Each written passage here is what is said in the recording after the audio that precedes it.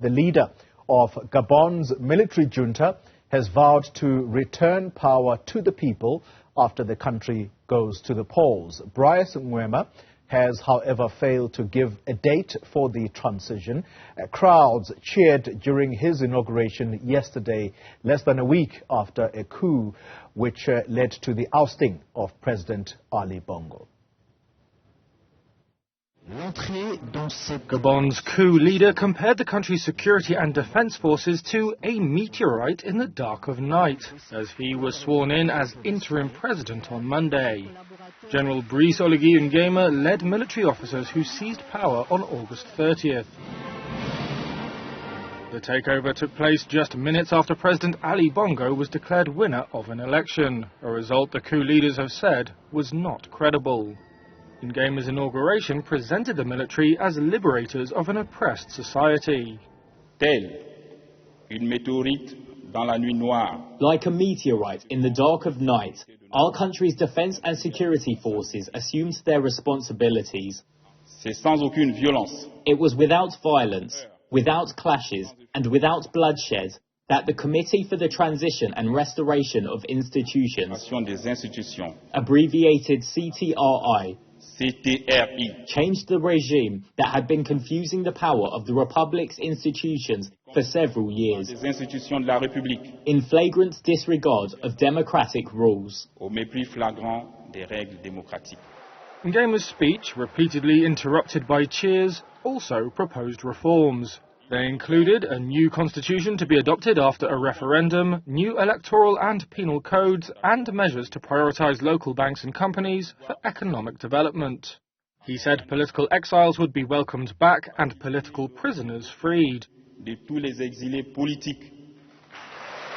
Several figures from Bongo's government, including the Vice President and Prime Minister, attended the ceremony. Bongo himself remains under house arrest. The coup, ending the Bongo family's 56-year grip on power, had drawn cheering crowds onto the streets of the capital, Libreville. However, it has also been condemned abroad. Central African Regional Bloc ECAS has urged partners, led by the United Nations and the African Union, to support a rapid return to constitutional order.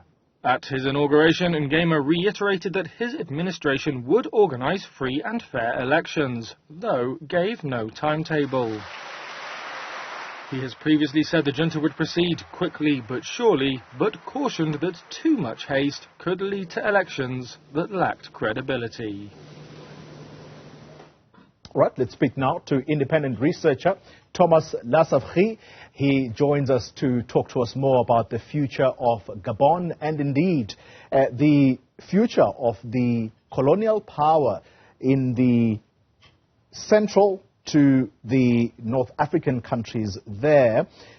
Thomas, good morning to you and thanks for your time. Let's start with General Brice Nguema. All we know about him is that recently he was the head of the Republican Guard. What else do we know about him?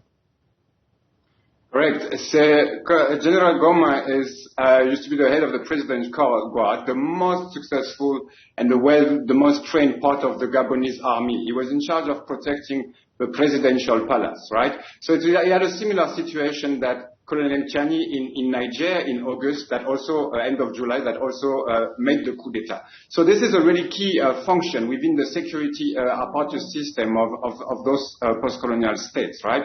What we know about the man is that he's a related member of the Bongo family. Something people need to understand is that he's not an outsider.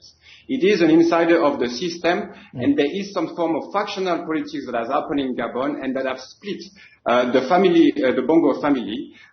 Some family members have been arrested, others are free. So it is someone from inside the system, from inside the Serai, that have decided to stop the rules of Ali Bongo, president of Gabon, after his father, and the rule of the Bongo family, even if it ends. Clearly, it ended last week. It might continue in the form of governance, in the project that this new leadership is bringing. Two quick questions before we run out of time, Thomas. So he has promised that there will be free, transparent, and credible elections, but he's not given a time frame. Is that a cause for concern? It's definitely a cause for concern for anyone that advocates for democracy on the continent. It is the same case in Mali, Burkina Faso, Guinea, and Niger, where there is no clear plan to end up powers back to civilians. So it seems like those military leaders are here to stay. They're not willing to move forward because they also sit within like a population that is getting younger and younger and that is looking at politicians as being unsuccessful.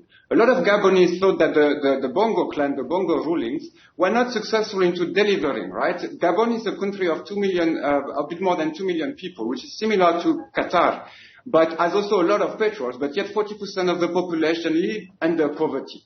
So I think it's really important we understand this also as a domino effect of what happened before in West Africa and that now arrived in Central Africa for the first time. That might allow us to see what can come next. And what might come next is a coup d'etat in Congo-Brazzaville or a coup d'etat in Cameroon that have really similar type of regime, really similar type of population, and young people that call for more sovereignty, and the end of those fake democratic regime where people are fakely elected, where opposition leaders that are credible are pushed out of elections, and where polling stations open 3 hours when they are in the side of the opposition, but open 9 hours when they're in the region of the power. Yeah.